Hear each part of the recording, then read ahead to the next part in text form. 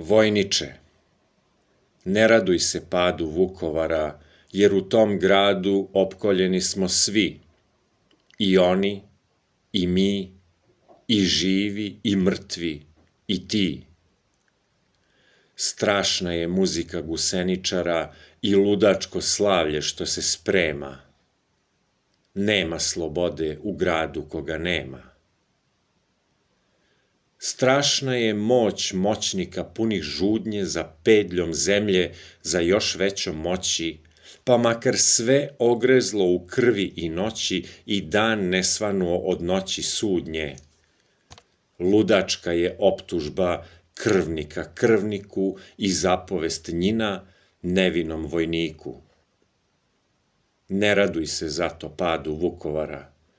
Zastani, zovni, oslušni srcem čistim onog što s druge strane odgovara maternjim jezikom istim, pa obori pogled ispod teška šlema pred grobnom tišinom grada koga nema.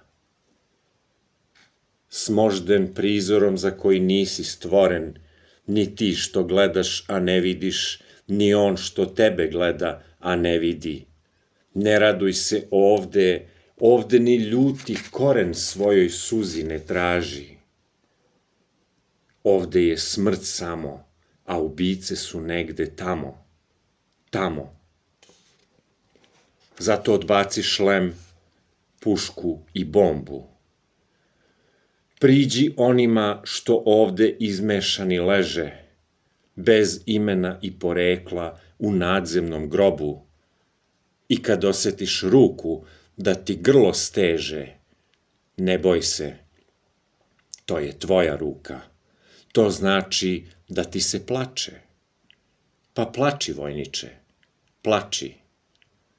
Slobodno plači danas u Vukovaru, gde smo opkoljeni, poraženi svi, i oni i mi, i živi i mrtvi, i ti. Nema pobede, nema heroja, moj drugaru, i tužno je slavlje što se sprema, nema ničeg u gradu koga nema.